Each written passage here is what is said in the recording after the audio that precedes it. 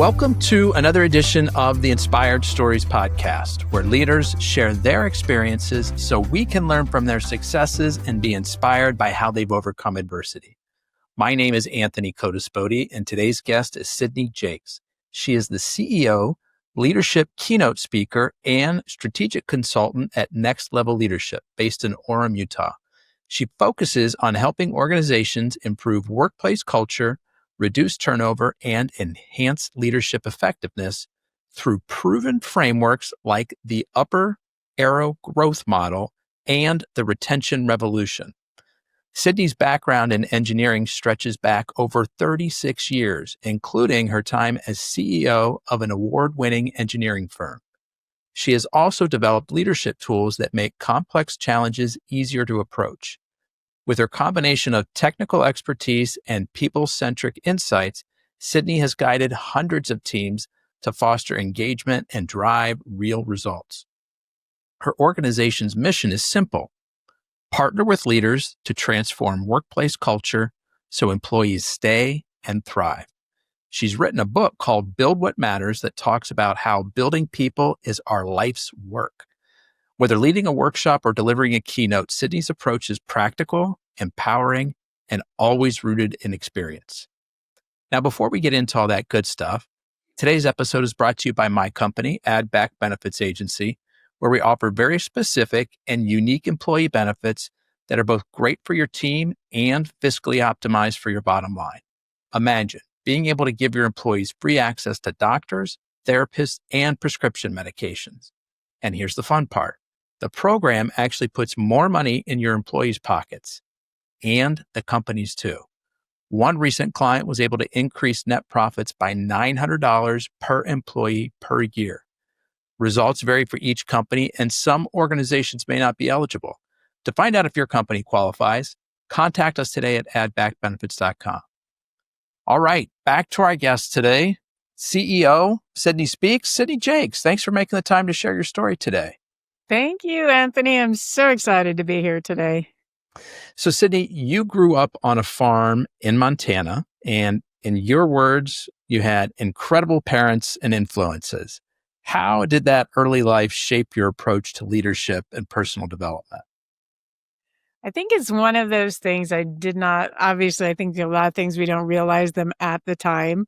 But as I look back on my career and the things that I've felt passionate and moved to do, and including writing my recent book, so much of it comes back to my roots on the farm. And, I just had parents that were loving and caring. There was 5 kids in my family, but my parents, they never missed one of my basketball games or my sister's concert or my brother's football games. And one of the things that's interesting is that in addition to being there to cheer us on, they kind of became the team parent that everybody looked forward to seeing them because they were just so positive and caring. And then growing up on a farm, you learn how to work. But my dad always taught us, like, one of the number one mottos was, we work hard, but we play hard. And so Saturdays were full of chores, but then there was always some sort of a reward at the end of the day, a softball game or a trip to Dairy Queen or something. And as I look back in what I learned about leadership, I think so much of it stems from my early lessons on the farm with my mom and dad. Work hard, play hard. How does that show up in today's life? I often have people say, I just can't believe how much you play. And I do. I work hard, but every quarter, my husband and I make sure we take at least 1 week off, if not more. And so I think it's important. I think one of the lessons my parents taught that I try to teach others that I work with is it's important to have something to look forward to. For me, that's travel. I love vacations. I love seeing new parts of the world and spending time with my family. Every morning when I get up, I know that there's something out there on the horizon that's on my calendar that I'm looking forward to. And that helps me. I love my work, but I also love having things to look forward to also. What's an upcoming trip that you're really looking forward to, someplace you haven't been yet? My husband and I actually got invited by some friends to go to Rhodes, Greece. They own a home there. She was originally from there. They're an older couple in their 80s. And they've been wanting us to come for a few years, and we finally got it on the calendar to go in October. So we're excited.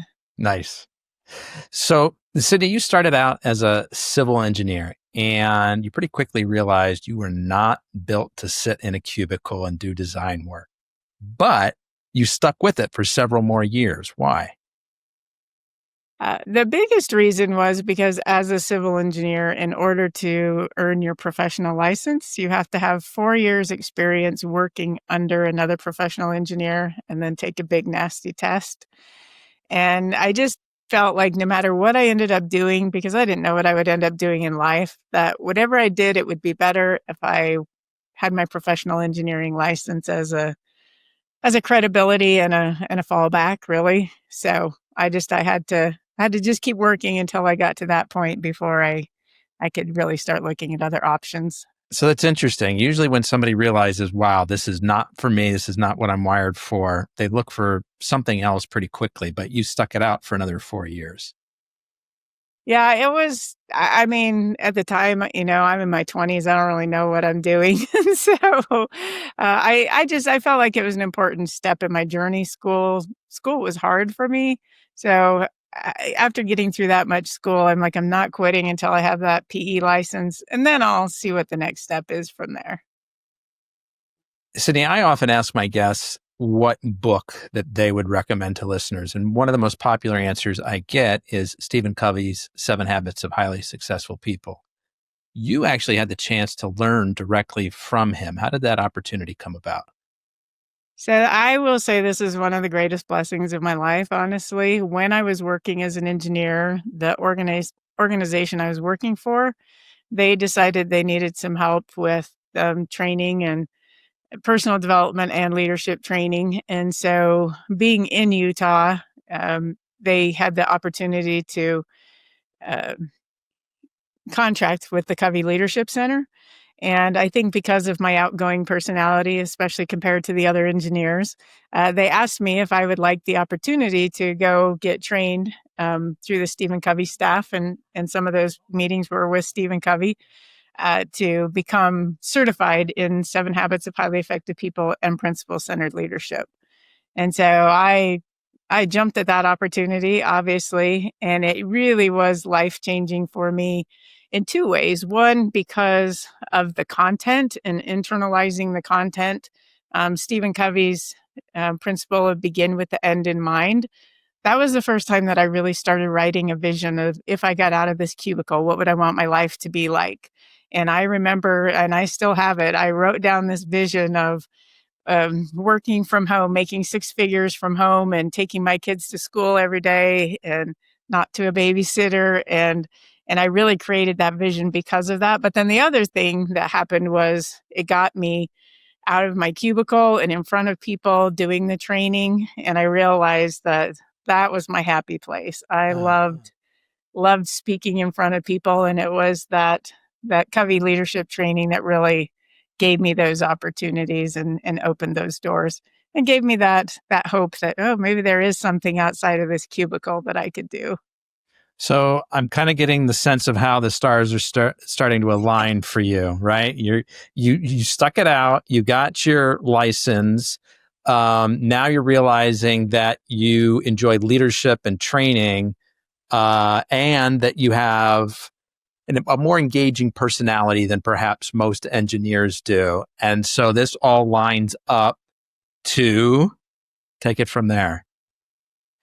Well, I created that vision, and every morning when I was running, I would repeat that vision in my head of I'm going to start my own business. And I had a very, very detailed of all the things that I would do.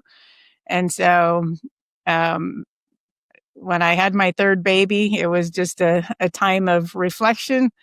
And actually, I read an article by Michael Jordan that talked about fear in one of my Covey leadership magazines. And Michael Jordan said, think about fear. You can't taste it. You can't touch it. You can't smell it. It can't hurt you. So why do we make so many decisions in our life based on what we fear? And that day, something just clicked for me. And I remember coming home and talking to my husband and saying, the worst thing that could happen if I quit my job and started my business and it didn't work, the worst thing that could happen is I might have to go get another job as an engineer. And honestly, that didn't scare me because I was an engineer that had a personality, had communication skills. I'm like, I know somebody would hire me.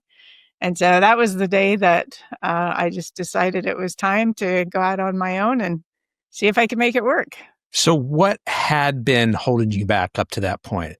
If you were to think back to what the fear was it simply a fear of failure or was it something else? It was a fear of failure. And, I had a great job with good pay and good benefits, and to walk away from all that, um, it was scary. So you started your own civil engineering firm then? So my first company, my tagline was the people side of engineering. And so instead of doing the actual engineering work, it's kind of a weird niche, but we did, it's called partnering in public involvement. And so it wasn't the actual engineering design, but it was working with teams and bringing teams together and then working with the public. So like Department of Transportation would hire us, cities would hire us to go out and be the liaison between the project and the public. So we would do websites, emails. People would call us all the time to complain about the projects. So that was the kind of work that we did. So I built a team of had around 15 people when I sold that business. And was that those people that were working with you, were they also engineers or more like communication specialists? Yeah, more communication and project managers. Okay. Yeah. And so when did you sell that company? 5 years ago. Okay. Why exit? I really wanted to focus on the speaking and training and getting my book written. And so it's an interesting story. I actually had an engineering firm that wanted to buy us, and we went through months of valuation and all of that. And then one of my employees, my most senior employees, came to me and he said, I don't want to work for anybody else. What if I match the offer and I buy you out and keep the company just as it is because I love what you've built and I love the way it operates? And so that's what we did. And it's been awesome because it's still called Jacques and Associates and they still are doing great business. But I've been able to hand that off to him. And then I just have a lot more opportunities and freedom to do the speaking and the training. Okay, so then I want to hear more about what you built Jacques and Associates into. So I understand kind of what the idea was and sort of this go between, doing a lot of communications. But how did you get? Let's go back to the beginning. How did you get your first client? Well, while I was working as an engineer, I had a chance to be a guest speaker at some conferences. And one of them was the Utah Water Users Conference. And so I had just kind of collected some fans there, quite honestly. Whenever I would speak there, the same group of engineers and consultants would show up to hear me speak. And so when I went out on my own, they were the first people that I contacted. And I just said, I decided I'm going on my own and these are the services that I'm offering. And it did take a while to figure out, exactly my services and who would pay for them and how to make that work. But it was exciting times. It was hard. It was really hard, but I figured it out. Are there other groups out there that do this same kind of thing? Or were you sort of like inventing this whole business? Well, it's interesting because I think as an entrepreneur, you're always looking for opportunities. And so I saw a group in Arizona when I was doing a presentation there that was doing this kind of public involvement work. So I came back to Utah and started talking to people about it. And I really am considered a pioneer in public involvement in Utah because I helped develop a lot of the processes and was early on. And now I think there's like 27 different companies in Utah that do that. But you were the first? Yeah. Okay. So, you're the trailblazer. Yeah.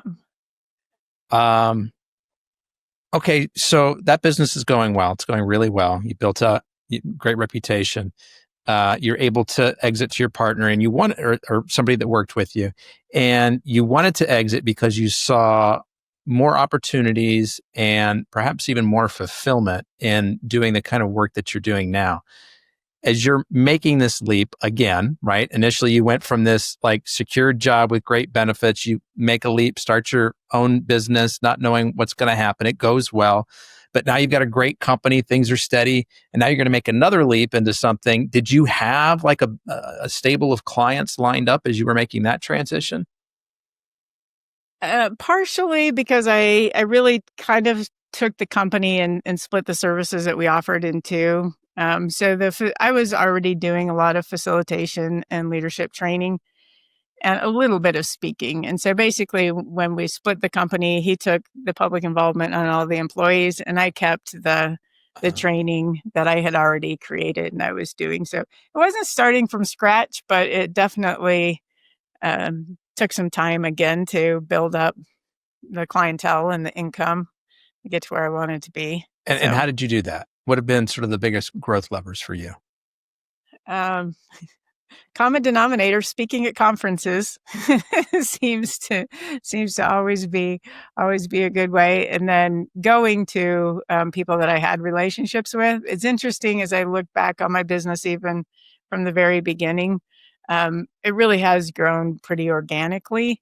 And so, just focusing on people that already trusted me, that I had good relationships with, and sharing that this is what I'm doing now and these are the services that we offer. And that's where some of my first consulting and training contracts came from, were existing people or people that heard me speak and then were interested after that.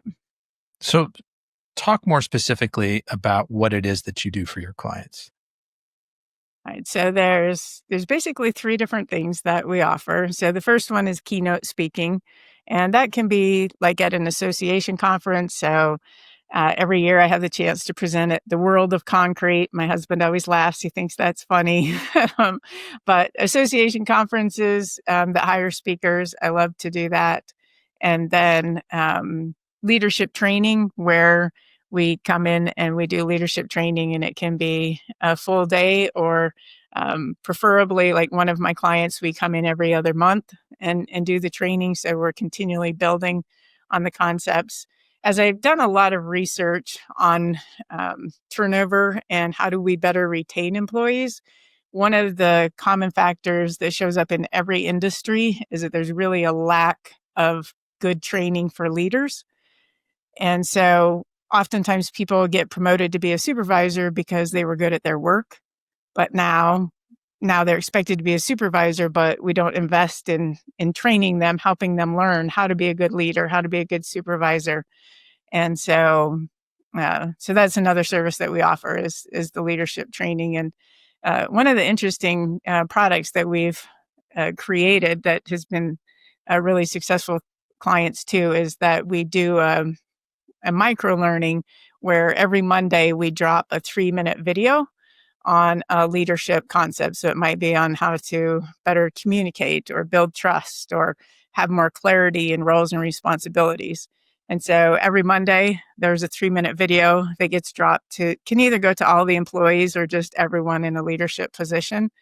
And then a lot of our clients are using that in their weekly team meeting. They actually show that 3-minute video, and everyone ends with a challenge of, this week I challenge you to, and so that's kind of a unique model that we use that's been really successful because people are busy. But if you give them, just 3 minutes of content to focus on, that's been successful.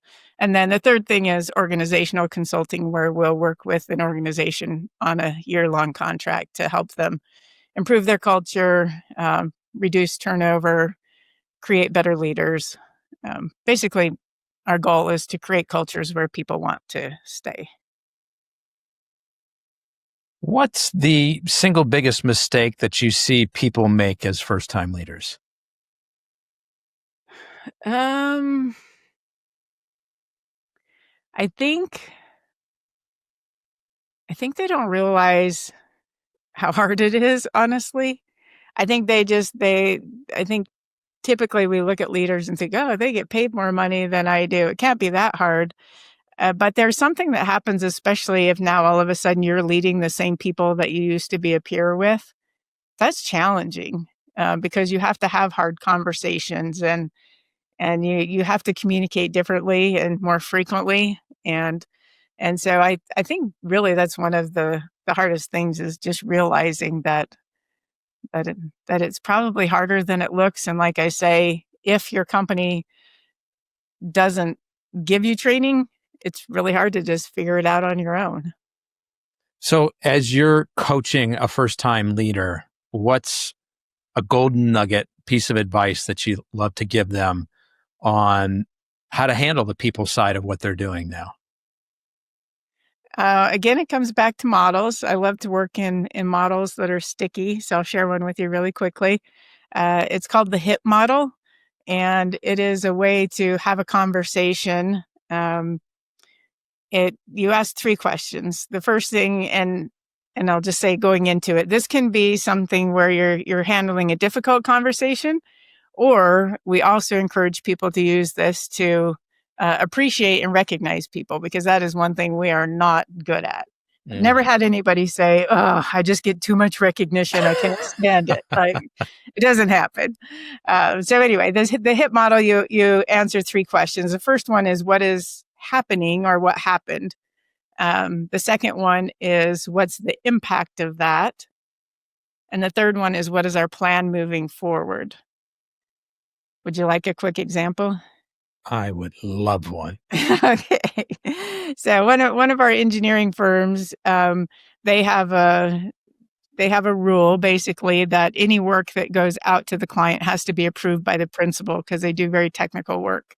So one of the principals of the company has to approve that. So they had one engineer that just really had a hard time meeting his deadlines, and over. And so they had set a deadline for a Thursday at 4:00. He was going to have his work turned in so the principal could review it on Friday, because it had to be to the client on Monday. So Thursday at 4:00 comes and goes. It's Friday at 4:30. The principal gets the work that he needs to review before Monday. So he comes in on Saturday, he gets it done.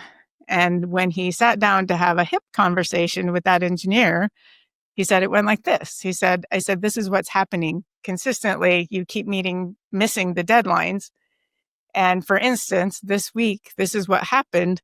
The impact was, I have 7-year-old twins, and I had plans with them on Saturday. And I had to cancel my plans with my kids so that I could come in and review this, so we didn't let the client down. And our plan moving forward is, this has to change. We can't continue to work like this. And he said, something just changed. Helping him see it in that framework. And so, being engineers, they have a whole spreadsheet that it's the first question is always, have you had the HIP conversation? And so it's really, really powerful. But like I say, on the recognition side, I had a president of one of my construction companies call me the other day, and he said, I just have to tell you about this HIP conversation I had. He said, I went out to one of our big projects unannounced. And so I called the crew together and I said, okay, this is what's happening. You guys didn't know I was coming, but this work site is so clean and so organized. I am so impressed. And the impact is, I'm happy. The client is happy. We have safer work site when we're clean and organized. And the plan is, we're here for 2.5 years. So let's continue to make this happen for 2.5 years. But he said, just using your framework just gave me the right formula and the right words to instantly call them together and recognize them for the good work that they had done with that vision of moving forward. We want to continue to do the same thing.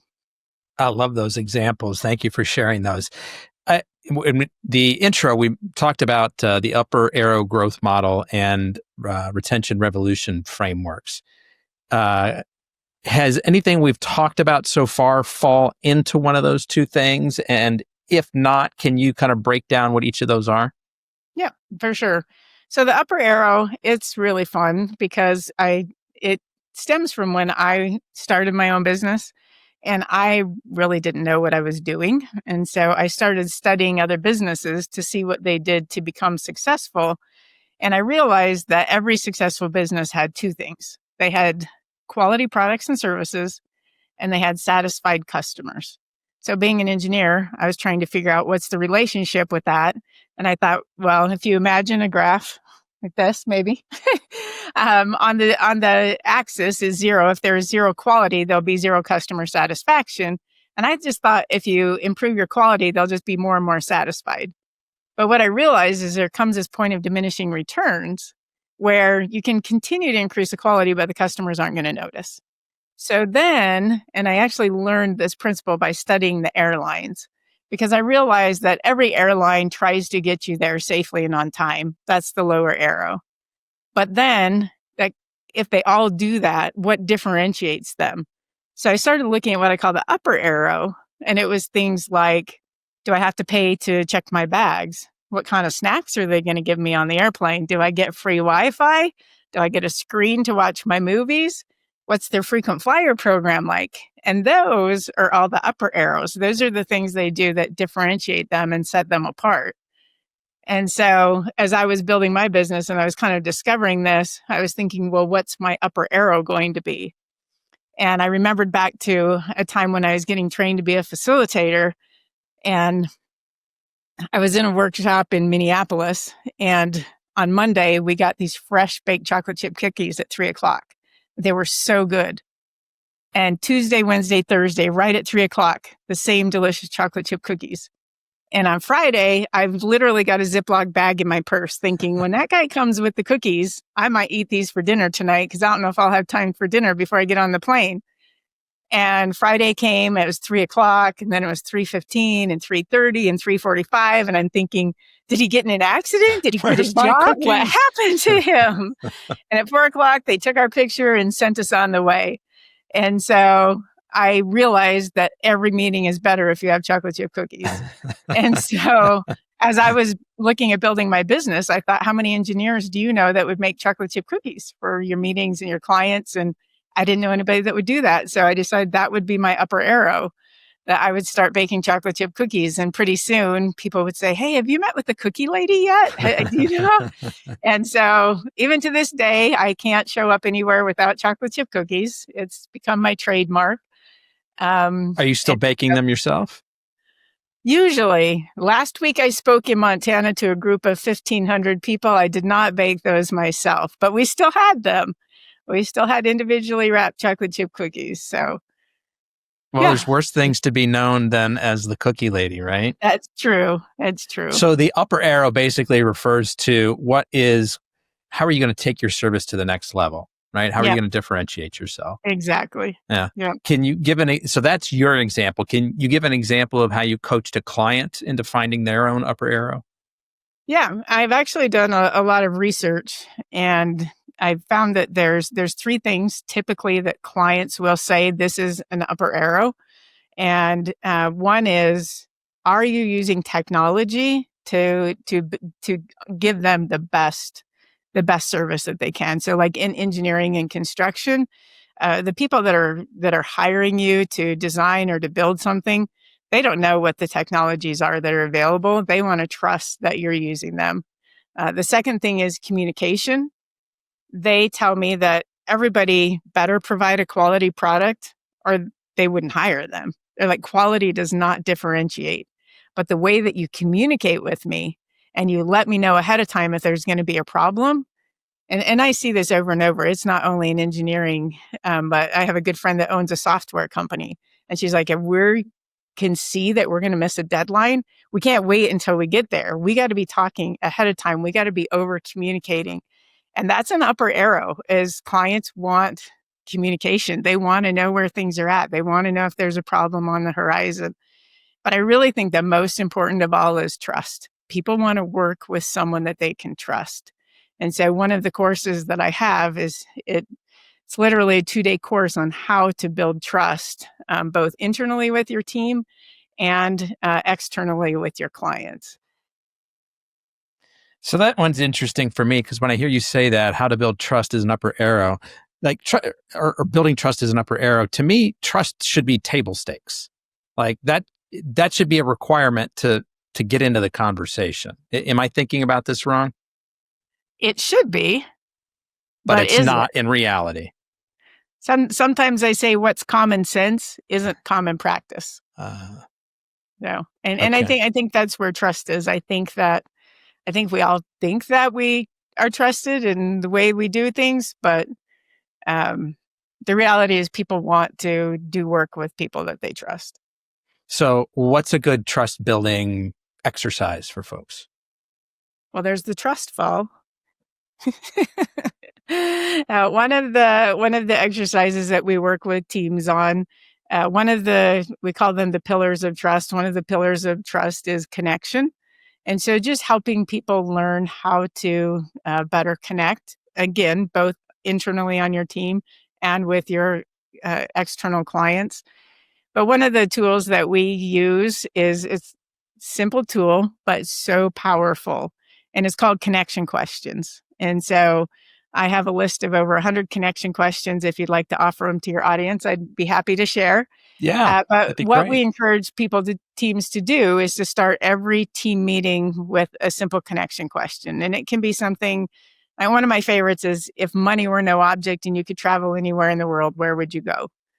But what happens is when every person starts the meeting by every person answering a question, not only do you get to know each other better, and as you go on week by week, you're going to have different questions and learn different things. But the other thing that happens is you're starting the meeting with every single person participating and opening their mouth. And you're sending the message that what you have to say, I value that. It's important to me to hear from you. And many organizations, when we come in and start working with them, a meeting is led by a leader who pretty much is 90% of the conversation in that meeting. And they tell you, this is what we're doing this week and this is how it goes. And there's not the interaction, there's not the connection. And so that's one of the greatest tools that we've used, both, again, for internal teams, or if you're working on a project team and working with people from different organizations, it's a great way to just really break down barriers and create more connection. And the reality is that the more connected we are, the more we trust. I can definitely see how those questions get people to know each other better. And the more we know each other, I think the better things generally are. And then what struck me as you continue to describe that, when you, in a traditional meeting setting, when you've got somebody who's doing the bulk of the talking, other people, whether they realize it or not, they're almost being trained to be silent, right? Yeah, exactly. And so when you start out that meeting and you're giving everybody a chance to sort of break that seal on their mouth, break that, proverbial ice, it opens up the entire meeting to more dialogue. Yeah. Yeah. I was speaking at a conference in Idaho. I think it was last year. And I had a gentleman come up and he's like, I know you're not going to remember me, but 2 years ago, I was in one of your workshops and you told us we should do connection questions. And I rolled my eyes, but the president of the company was there. And he said, we're going to do this in every weekly meeting. And he said, one of the things that we learned is that, especially for construction people who are not used to talking a lot, he said, if we put that question on the agenda, then people would come in and they would be looking at the agenda like, what's the question this week? And it got to where people really looked forward to it, but it also gave them a chance to prepare and, not feel like they were ever caught off guard. But he's like, people would start saying, well, this would be a good connection question. Let's use this one next time. And he said, I was amazed. I couldn't believe how much that changed the culture of our team. Wow. Is this something that works well for remote teams as well? It does. Absolutely. Yeah. Let's hear about the retention revolution framework. What's that? Okay. So the retention revolution, about 3 years ago, I really dove deep into the topic of retention. I did a lot of research. And so the retention revolution framework is, it's a 10-step map of how to create cultures where people want to stay. So it includes things like the upper arrow, identifying what your customers, how do we serve our customers with upper arrows, but then taking that upper arrow and internally saying, what are upper arrows that we're providing to our employees? Because this was a real experience that happened to me as I was orienting some new employees, and I always get out my flip chart. My team used to tease me I couldn't think without a flip chart and markers in my hand. But I had my flip chart out and I was doing the upper arrow, teaching my employees that we're always looking for ways that we can exceed our customers' expectations, and that I expected them to not only take cookies to all their meetings, but to be looking for ways and additional upper arrows. And as I sat there and I was drawing that upper arrow, and then I saw all of my employees, I was like, wait a minute. I don't just want customers that are extremely satisfied and loyal. I want every one of these employees to be extremely satisfied and loyal.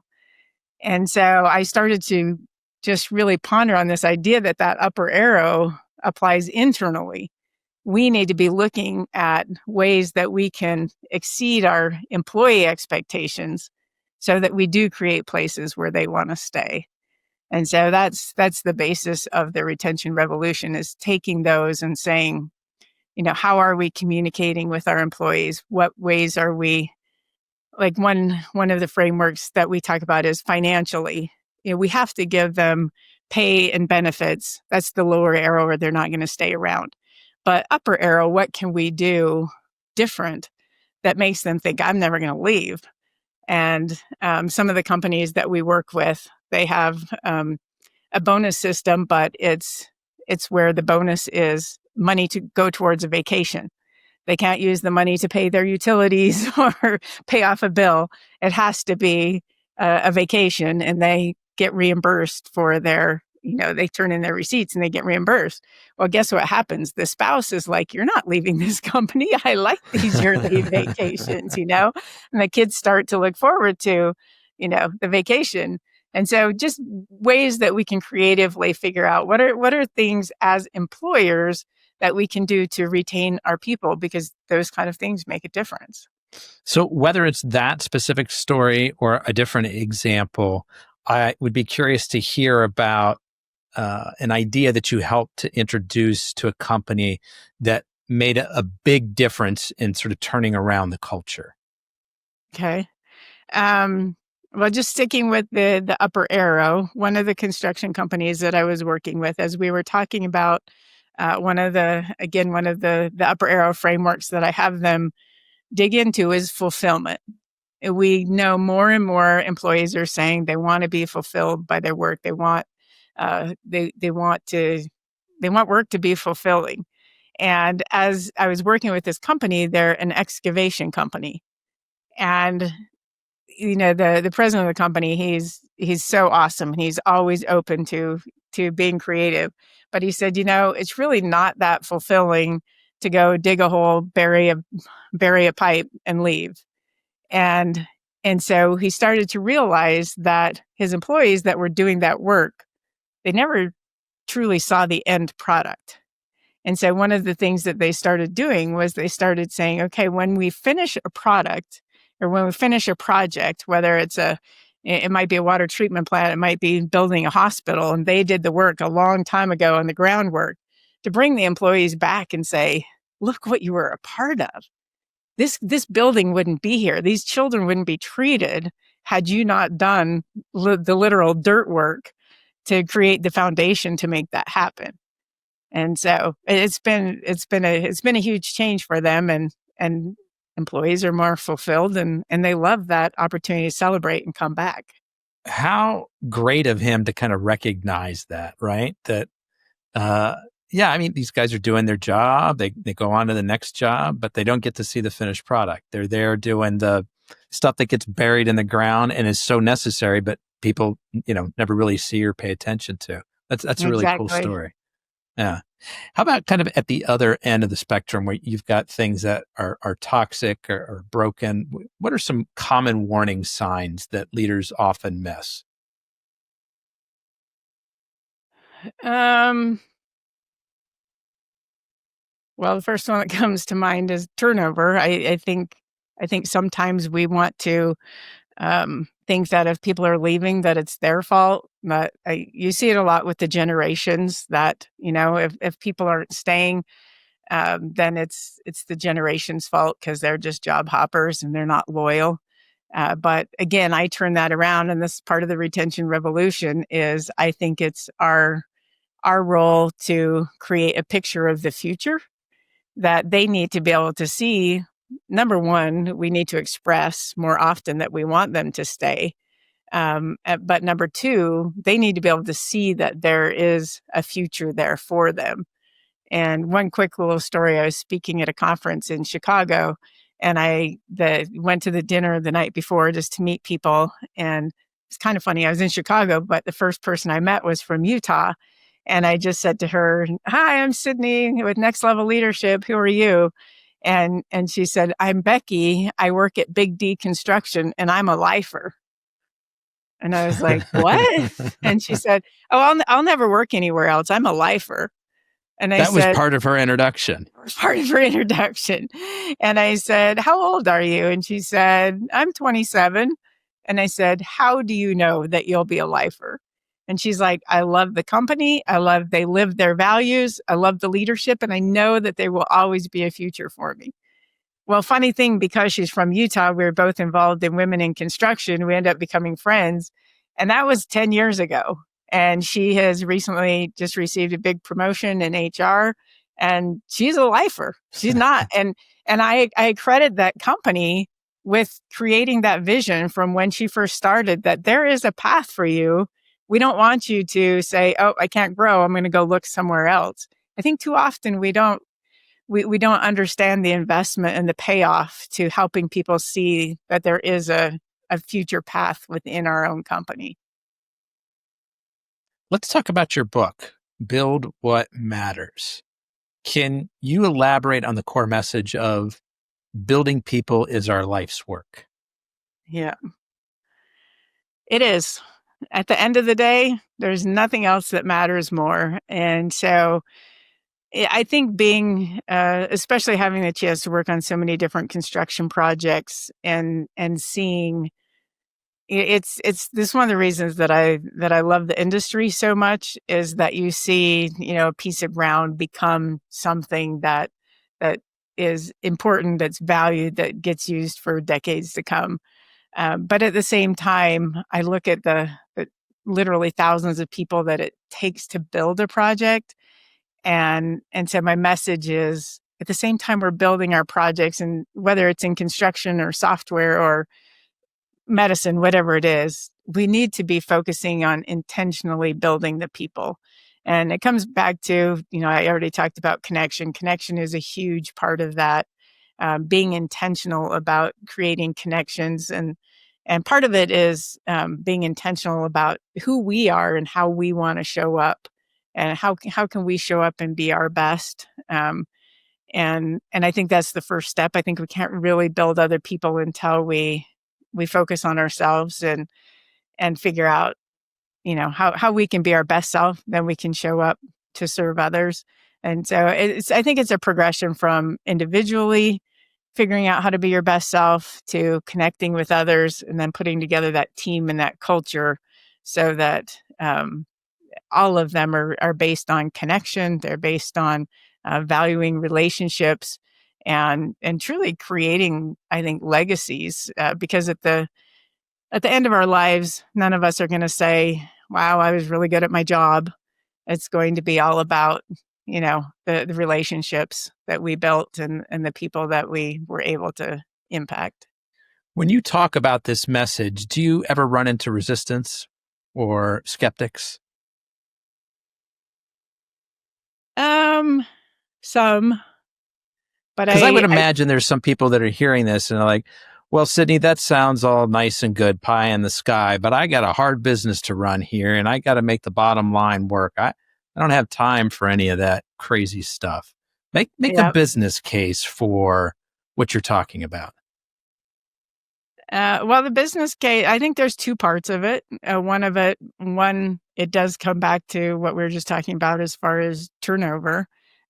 Turnover is expensive. The statistics of what it costs to replace an employee it's phenomenal. They say it's 1.5 times their salary by the time that you find someone to replace them and retrain them. And so the business case that I see is, do you want to continue to pay that money to continue to train new employees, or take good care of the ones that you already have? And I think that sometimes we feel like we have so much to do and we're so busy we don't have time to stop and do the things like the training, and and it pays off financially. But the other part of it is, I think, is that idea of legacy. especially when you're a business owner. I know, being on business number 2, it is stressful. You lay in bed at night and you think of all the things that have to be done, and payroll, and getting enough work to feed all those mouths, and all those things. And it's stressful. And yet again, I think we have to have the insight and the intention to say, but when this is all over, what are people going to remember? They're not going to remember their paychecks. They're going to remember the way that I treated them. They're going to remember, I still have kids in the families of my former employees. They call me Auntie Sid because we just created a really fun relationship, and I'll forever be their auntie, even though we're not related, because we just created connections of loving and caring, and that's really what matters. I love that. You're an engineer, so I'm sure that the book is broken down into 4 core principles, or 6, or I don't know how many, but maybe can you pull out 1 or 2 of your favorite, give people a sneak peek of what they'll find in the book? It's actually a lot of the things that we've already talked about. One that I will share that is really powerful, that I get a lot of good comments on, is talking about starting with the individual piece, is the idea of creating a personal brand. And I first had this thought. I was meeting with one of my clients who was a public works director for a big city that we were working with. And he was telling me about 2 different companies that were doing construction projects in his city. And he described the project managers that he was working with. And he described the first one as being a pit bull. And he's like, this guy is like this invisible force at my ankle that just never goes away. He always needs something. Everything is urgent. He's like, when I look at my phone and it's him, I don't even want to answer it. He said, but I have this other project manager and he's a problem solver. He's like, he over communicates. He always tells me what's happening. And he said, I wish I could have every project with a guy like him. And as I was driving home that day, I just couldn't stop thinking, pit bull, problem solver, pit bull, problem solver.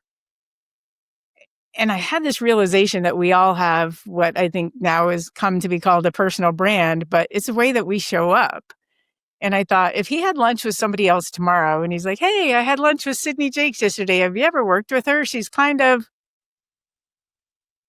And I fill thought, in the blank. Yeah, exactly. What would he say about me? I don't think he'd call me a pit bull, but probably not a problem solver. And so science teaches us that there's power in 3. They call it the trifecta. So I thought, I'm going to come up with a personal brand that is 3 words or phrases I would want somebody to use to describe me. And so my personal brand is happy, high energy, and show up to serve. Wow. And I kind of teased that when you think of an engineer, that's not usually what you think of.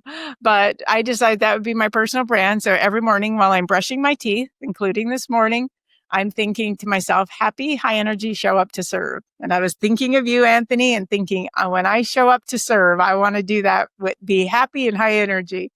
Now, I do have to add, I had one coach that taught me once, you should always do squats in the morning while you're brushing your teeth because it gets the blood flowing, gets your body going. So there's a lot happening in my bathroom in the morning. That's funny. But that's one of the principles of the book. I think it's important to really be intentional about how we show up and how we serve the world. And so do you have a process you take people through to sort of figure out what their 3 words or phrases are? Basically, it's spending some time brainstorming to figure that out. It's a very personal process. But then what I encourage people to do, because everybody doesn't like doing it while they brush their teeth, what I've started having people do is to actually put an appointment in their phone for whatever time they're getting ready in the morning. Mine would be 7:00 in the morning. My phone goes off and it says, I am happy, high energy, and show up to serve. And then I put a repeat. So every single day I get that message at 7:00 in the morning. And again, I was speaking at a conference in Arizona in April, and I had a woman come up to me and she said, 5 years ago, I heard you speak at a conference and I just have to show you. And she pulled out her phone and she's like, every morning I still get these 3 words that tell me to show up and be genuine, kind, and caring. And she's like, so that's how I start every day. So I How love it rewarding is when that for you? When you're what? at one, how rewarding is that for you, Sydne, when you're at one of these events, somebody you don't know heard you speak, or they were part of a workshop, and they're like, hey, you did this thing and it's still working for me. How does that make you feel inside? It's why I keep doing what I do. I feel like I'm getting old, but I don't want to stop doing what I do because I just think if there's even a handful of those people that I'm able to touch and it changes their day and it makes their life better, then I'm going to keep doing what I'm doing. As we talk, I want to go back to the question I asked just a few minutes ago about, skeptics of sort of this, pie in the sky approach. And, our purpose is to build people.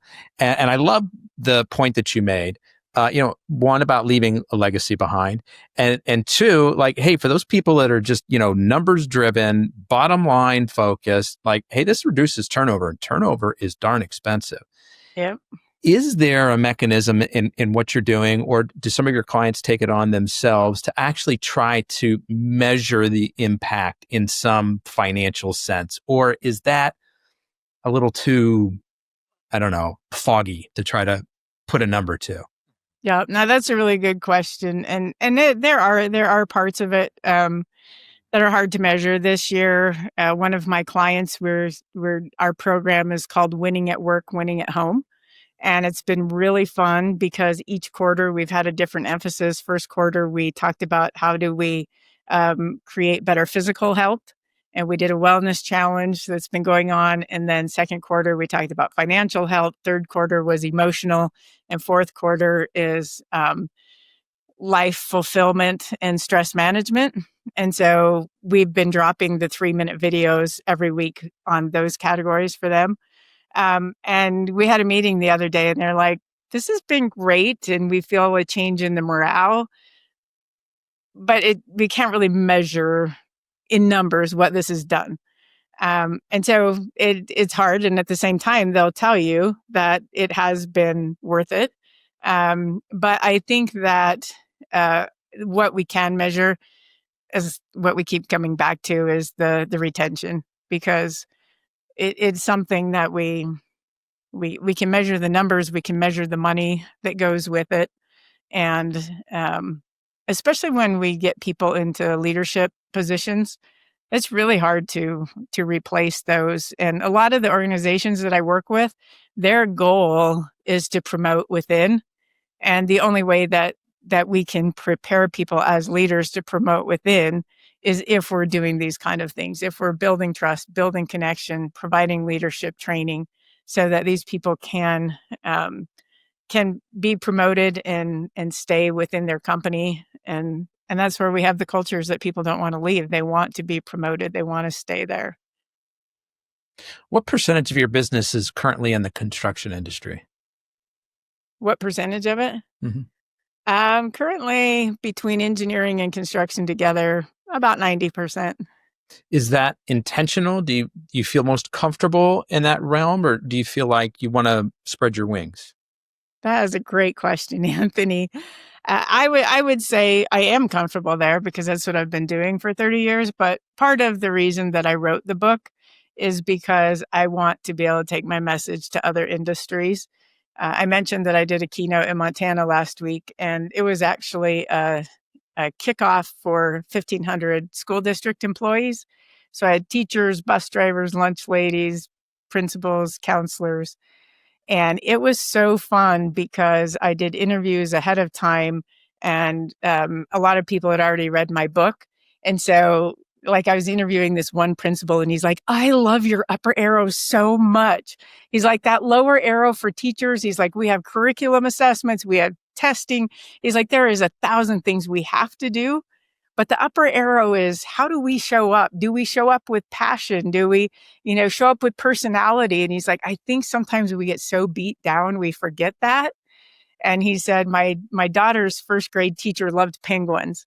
And so she taught math with penguins. She taught science with penguins. She taught English with penguins. And he's like, at the end of the year, their test scores were higher than anybody else. and they all loved penguins.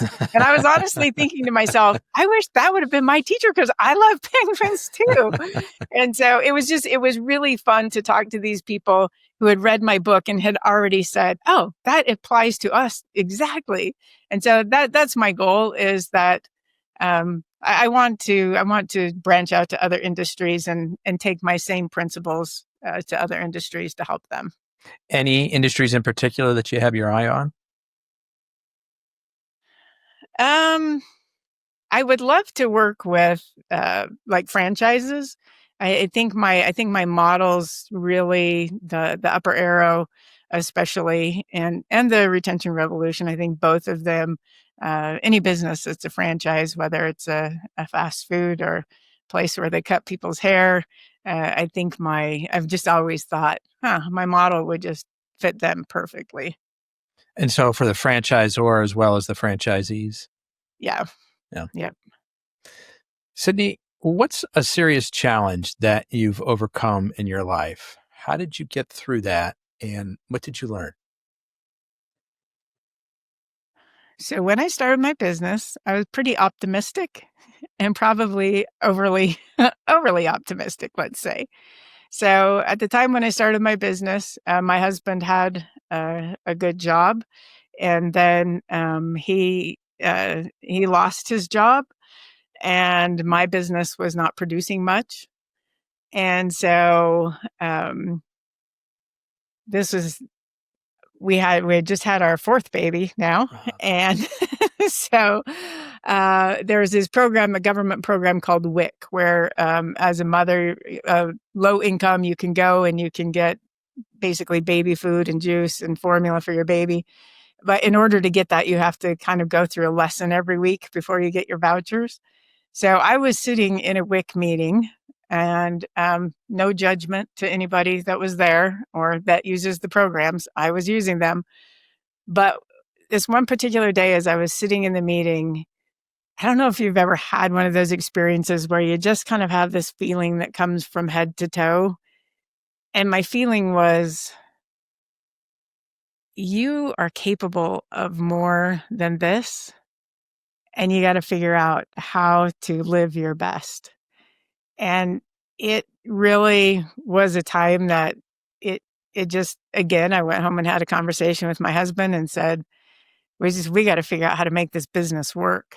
And it was hard. It was a really, really hard time, and it didn't all change overnight. But I think a lot of it, again, came back to how we started this conversation. It was almost like I could hear my dad's voice saying, Sid, you can do this. This world is waiting for you to do big things.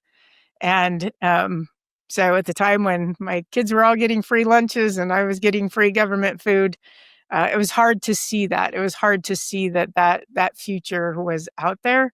But because others believed in me, especially my dad, I look back 25 years later, and it's been an incredible journey. So I feel strongly, because a lot of times when people see the work that I do, I get to travel almost every week. I get to work with international clients, and I think they think you just land there.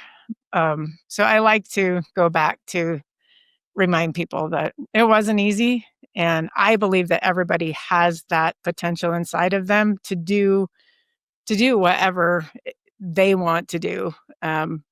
My life isn't everybody's life. It's different. So what is it, that you want to accomplish? And maybe your circle of influence is your family, or maybe it's, your neighborhood.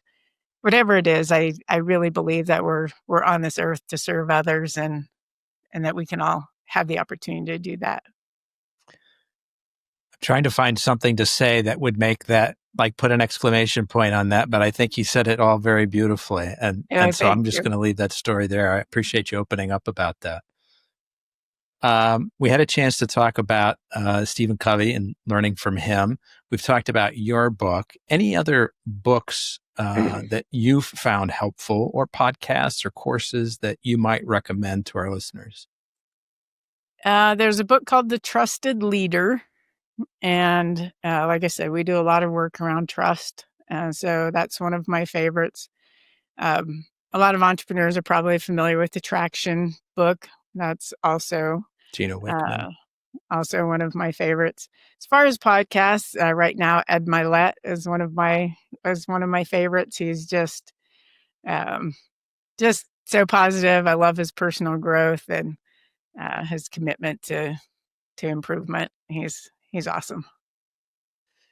We talked about the brushing your teeth and saying the 3 words and doing the squats. Any other habits that you have to kind of kick off your day or keep you on track as you go? Exercise is really important to me. I can't always. I prefer to start my day with it, but just because of the way my schedule is, it doesn't always happen at the beginning of the day. But I'm a Sunday planner, so every Sunday I get out my planner, and I still use a paper planner. People laugh at me sometimes, but I like to be She's able to holding it open up it for up. those listening to the audio version, and I can confirm it is, in fact, an old school Yes. And so every paper Sunday I pull copy. out my paper planner and I plan out my week. And so I have all of my meetings, and I always plan in what time am I going to be able to exercise. And I always plan in connections to my 4 adult kids. I try to figure out how to best connect with them. And I have an adorable grandbaby that I have to have time with him every week, or else life just is not fulfilled. What's your grandbaby's name? His name is Finn. Finn. That's awesome. Yep. What's your superpower, Sydne? I think my superpower is connecting with people and staying connected with people. My husband teases me that I just collect friends and never let any go, but my Christmas list just grows and grows every year. I still do a hard copy Christmas card. So if you want to be on my list, Anthony, I'd be glad to send you one. But I love to maintain relationships, and I do think it's a superpower that I'm able to still have so many friends from different decades of my life. Can you give me some pointers on that? You know, I'm very fortunate to have this podcast where I've gotten to meet so many incredible people. We're approaching 300 episodes now. And Wow, congratulations. thank you. I appreciate that. And so many of these folks I would love to stay in touch with, and everybody gets busy. And It's true. how can you stay in touch? Like, you know, your husband's kind of laughing at you for collecting all these friends over the years. Like, how do you do it? Truly, one of my biggest tips is whenever someone comes to my mind, I immediately send them a text and just say, "Hey, I was just thinking about you. How is your world?" Um, Part of my morning journaling is for me, it's prayer. For some people, it's meditation. But when I pray in the morning, I kind of ask for one person that I should try to connect with that day. And almost always a name will come to me. Sometimes it's a family, a friend, a business person. And then I write it down. And like last night at 10:30, I'm texting a friend from way back saying, "Just thinking about you. How are you doing?" And he's younger. He's like my kid's age. And he's like, "Actually, I've had a hard day. Do you mind if I call you right now?" Oh, wow. And I'm like, "No, that would be great." But I had written it down in the morning, and I knew I couldn't go to bed until I checked in with him. And so that's my best tip is, I guess, is kind of 2-part. One, when you think of somebody, check in with them. But I love the process of in the morning just saying, "Who should I connect with today?" See, now as an engineer, I was expecting that there's some sort of a spreadsheet involved and like follow-up dates and like a whole system there. I do have a mentoring spreadsheet for all the women that I mentor, but So say more about that. Yeah, we haven't talked about the mentoring that you do.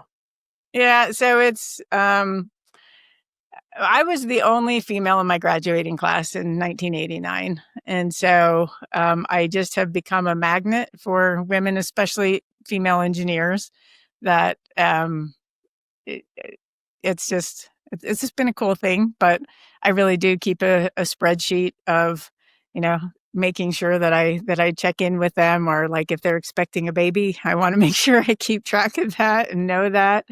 And I write down what goals they're working on. And through the Women in Transportation, I've set up a formal mentoring program, but most of what I do, it's informal, and it's just it's a way to give back. It's a way to help others. Sydney, I've just got one more question for you, but before I ask it, I want to do two things. First of all, everyone listening today, go ahead and hit the follow or subscribe button on your favorite podcast app. And if you have an extra second, leave us a comment or review. It helps more people find the show, which is the kindest thing that you could do for us. I also want to let people know the best way to get in touch with you or to follow your story, Sydney. What would that be? Okay, so my website is Sydne Speaks, but Sydney is Sydne. And if you know Simon Sinek's work, I just say I'm still trying to find my why, because everybody thinks there should be a Y at the end of my name. So SYDNEspeaks.com is my website. It's got a lot of good information on there, my contact information, some videos you can watch, and some things about my book. Great. And we'll put that link in the show notes for folks. So last question for you, Sydney. I'm going to stay in your collection of friends now. I'm going to get on your Christmas card list, and you and I reconnect a year from now, and you're excited. You're celebrating something big. What are you celebrating 1 year from today? 1 year from today, I'm going to be celebrating the fact that I've grown my next level leadership programs to over $1 million in revenue. That's my goal. All right. I can't wait to celebrate that with you. Thank you. Sydne Jacques, appreciate you sharing your time with us today. I want to be the first to thank you, opening up and sharing that story. Thank you. Yeah. Thank you. I really appreciate it. It's been fun to get to know you, and I'm excited to put you on my Christmas card list, Anthony. I'm looking forward to that. Folks, that's a wrap on another episode of the Inspired Stories podcast. Thanks for learning with us today.